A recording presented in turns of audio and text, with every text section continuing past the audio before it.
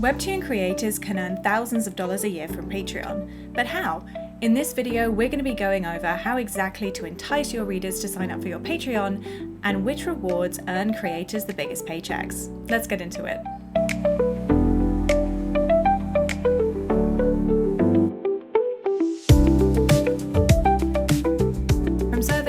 Spectrum of webcomic creators who use Patreon, I found that those with lower readerships tend to earn anything from a few dollars to a few $100s a month. So in order to earn money from your Patreon, it's safe to say that you need to get readers who are willing to pay for bonuses. But once you've got the readership, having a Patreon can pay off in a really big way. Some of the most popular Webtoon Canvas creators are earning thousands to tens of thousands of US dollars a month. So let's have a look at their stats. Idolamantises makes about $4,000 a month on Patreon.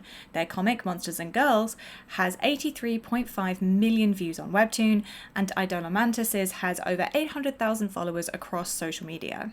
A Zabla, creator of Banquet, makes about $13,000 a month on Patreon.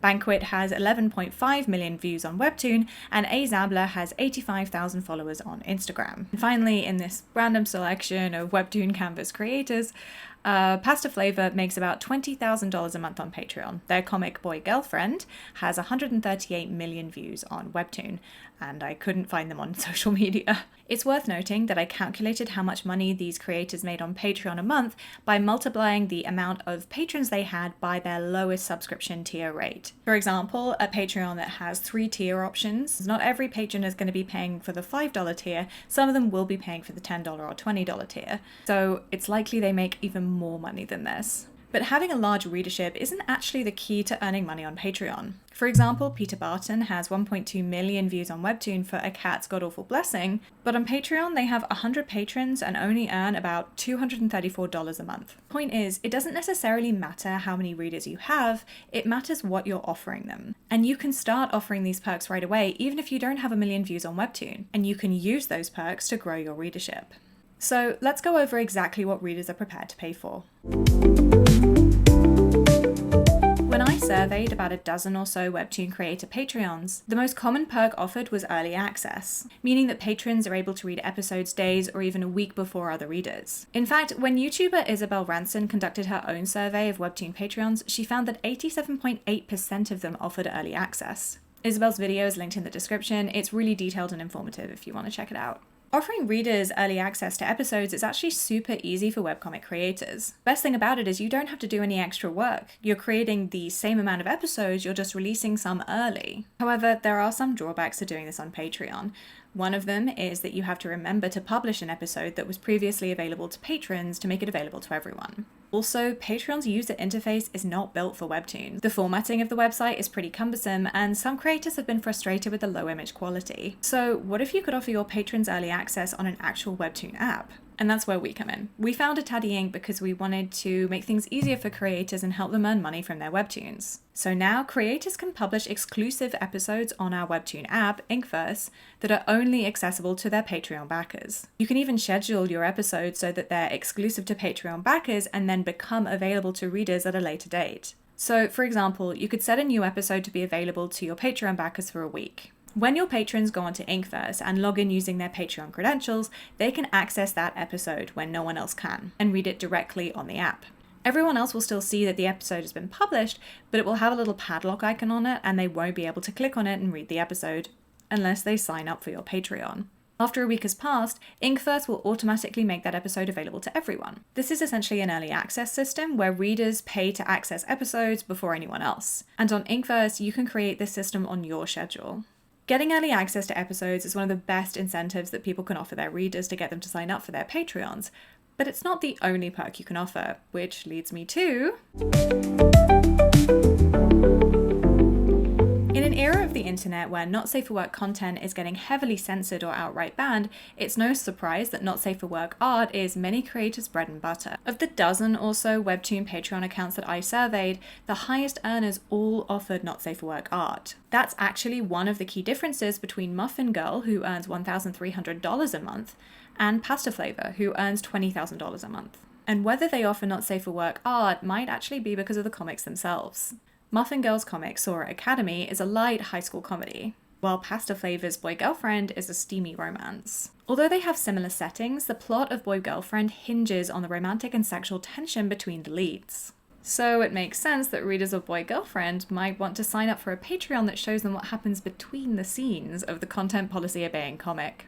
But if you don't want to create not safe for work art, don't despair. This isn't the only kind of content that readers are willing to sign up for. You can offer lots of bonuses, from work in progress panels to character sketches to art tutorials and live streams. You can find some more ideas for bonus content as well as tips on how to set up a successful Patreon in our Patreon 101 blog post, which is linked in the description below.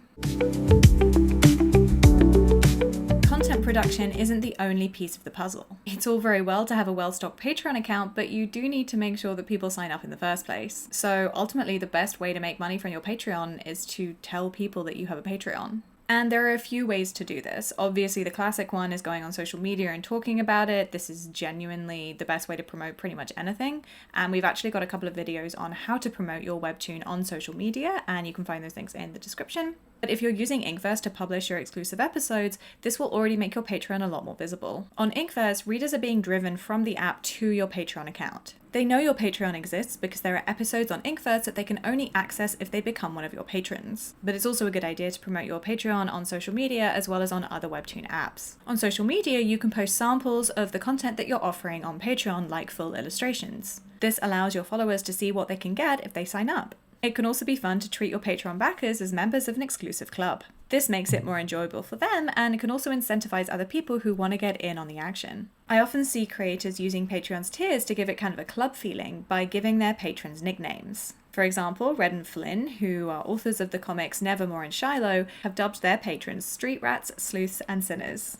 While T.A. Teufel, the creator of the comic Fragmented Dreams, calls her patrons Murderburbs and Sharky fans. On webtoon apps, many creators put samples of their Patreon exclusive content at the end of their webtoon episodes, as well as using this space to tell people that they have a Patreon and what it includes. This ensures that their readers know that the creator has a Patreon, as well as what they're offering and how to sign up.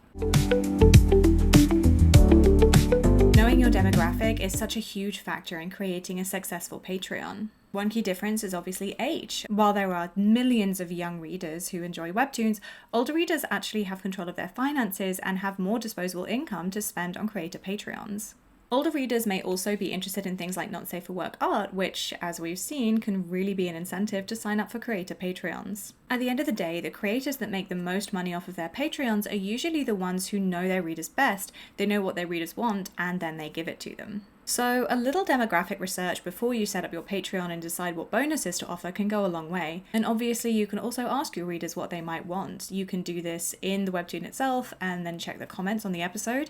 Or on social media, you can ask them directly, and especially on places like Twitter, you can post polls.